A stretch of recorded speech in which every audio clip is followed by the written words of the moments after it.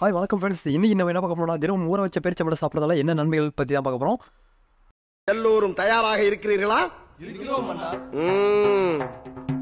வறண்ட நிலத்தில் வளரும் பேரிச்சை வந்து பல சத்துக்களை கொண்டது. பேரிச்சம்பழம் சாப்பிட்டா இரும்பு சத்து இருக்குண்டா அப்படின்னு வந்து வீட்டில எல்லாம் சொல்லுவாங்க. ஆனால் அதையும் மீறி நிறையா இருக்குது வந்து இதில் பேரிச்சம்பழத்தில் இருக்குது. அதை பற்றி தான் பார்க்க போகிறோம். பேரிச்சம்பழத்தில் இரும்பு சத்து தவிர அத்தியாவசிய சத்துக்களாக வைட்டமின் B6, பொட்டாசியம், நார்ச்சத்து, மக்னீசியம் ஆகியவை வந்து அதிகமாகவே உள்ளுக்காம். ஒட்டுமொத்த ஆரோக்கியத்தையும் மேம்படுத்த உதவுதுன்னு சொல்கிறாங்க.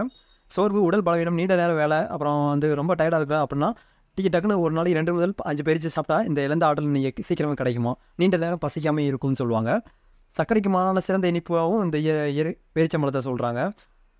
அதே மாதிரி பேரிச்சம்பழத்தில் வந்து நார்ச்சத்து இருக்குது. இது வந்து செரிமான பிரச்சனை சீர் செய்யுமா, செரிமானத்துக்கு தேவையான நல்ல பாக்டீரியா வந்து குடலில் உற்பத்தியாக இது நல்லா பயன்படுது.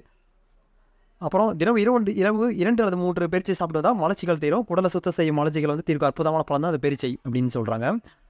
அதே மாதிரி பேரிச்சையில் உள்ள பொட்டாசியம் வந்து இதயத்தை பாதுகாக்குவது தான். குறிப்பாக தினமும் பேரிச்சை சாப்பிடுறதுனால ரத்த அழுத்தத்தை குறைச்சி அதன் மூலம் இதய நோய்கள் வந்து தடுக்குதாமா கண்டிப்பாகவே. அதே மாதிரி இது சருமத்தை வந்து பொலிவாகக்கூடிய ஒன்றாவும் இதில் இருக்குது. வைட்டமின் டி மற்றும் ஆன்டி ஆக்சிடென்ட் இதில் வந்து இருக்குது கண்டிப்பாகவே.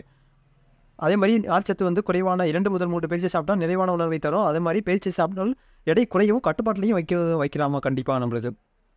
நன்றி, வணக்கம்.